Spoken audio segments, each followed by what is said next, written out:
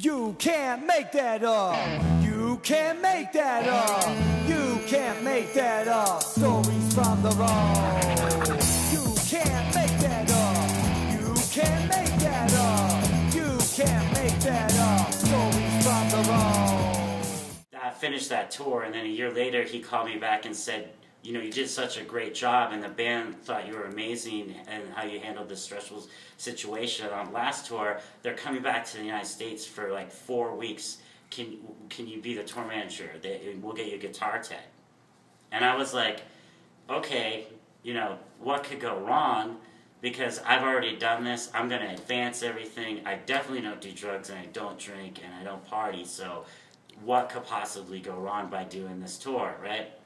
So I agree. I do all my advanced work, like advance every show for the whole thing. So when I get out there, it's cruise control, right? I get the advance money. I have a separate bank account. Like, I've got it all dialed in as a tour manager, right? Right at the last minute before we show up, they say that the drummer can't get into the country.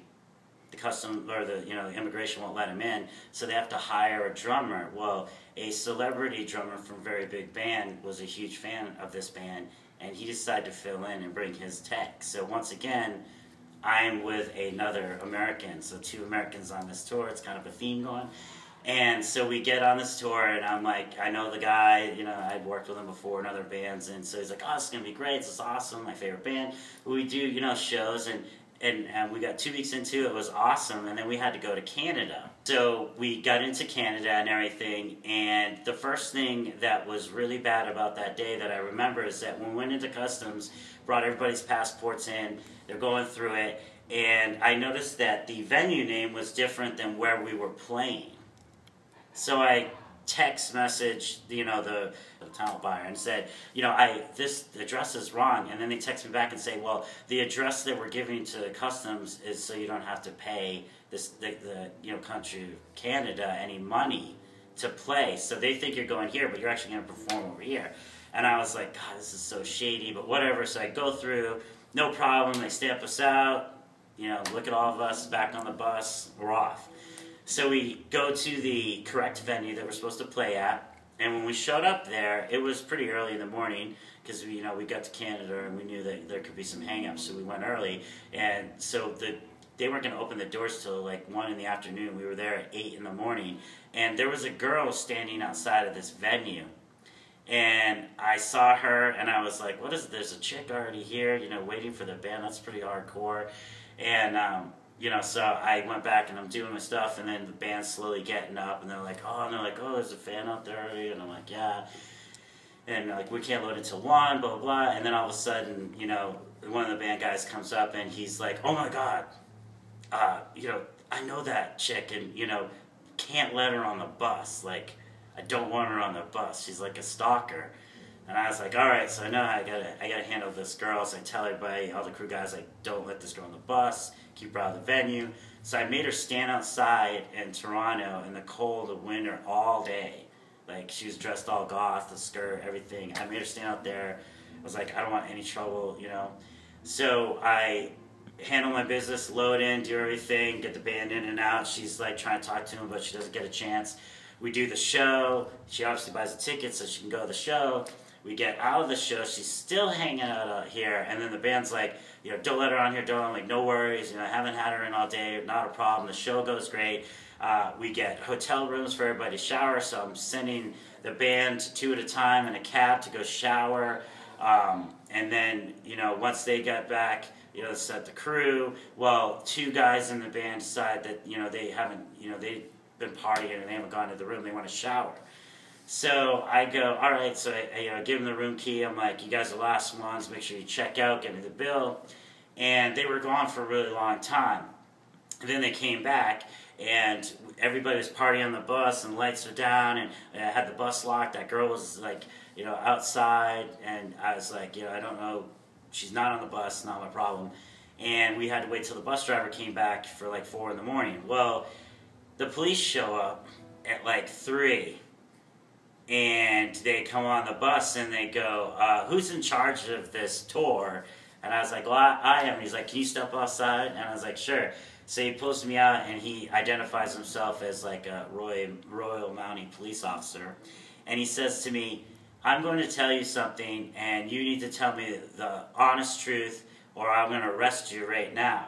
And I was like, I'll be completely honest with you. You just tell me what you need. And he goes, we just got a call from a girl that said she had been raped, and that the people that are the suspects were followed back here to this bus. So we're going to go on this bus, and we're going to pull each and one of you off and take your picture, and then we're going to go back to the victim, and we're going to show her the pictures, and if she makes a positive identification, I'm coming back here and I'm going to arrest some people. And he goes, do you have an idea of who you think this is? And I said, I do have an idea, I think, of who this is.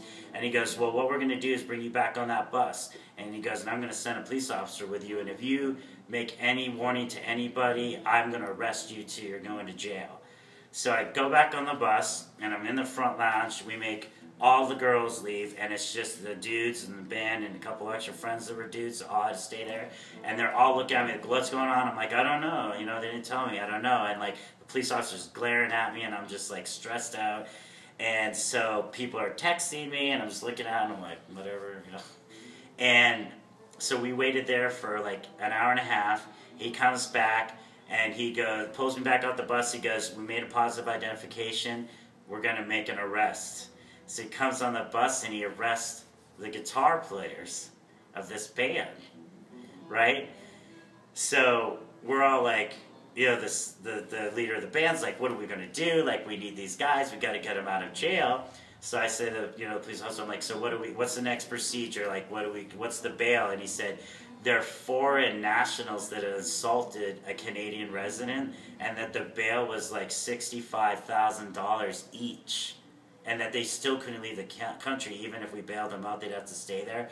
But that they were going to be in jail overnight and go directly to trial the next morning. So we would have to wait till after the trial to possibly bail them out.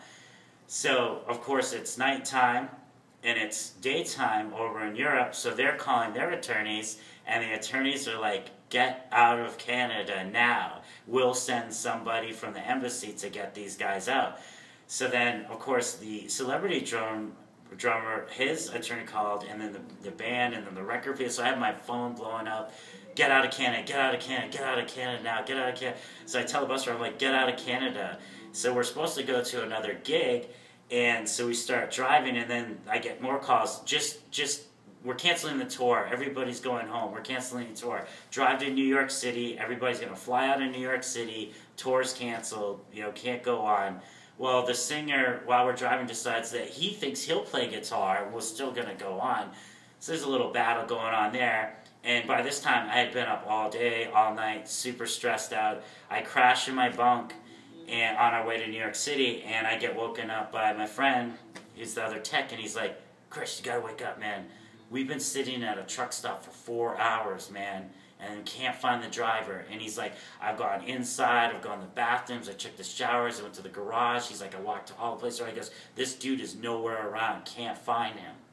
So I look, and there's voicemails. I listen to my voicemail. The bus company calls and says, we heard about your situation, and we want all to pay for the tour right now, or you have to get off our bus. We've sent our driver to a hotel like 20 miles away, and he won't come back until you pay us.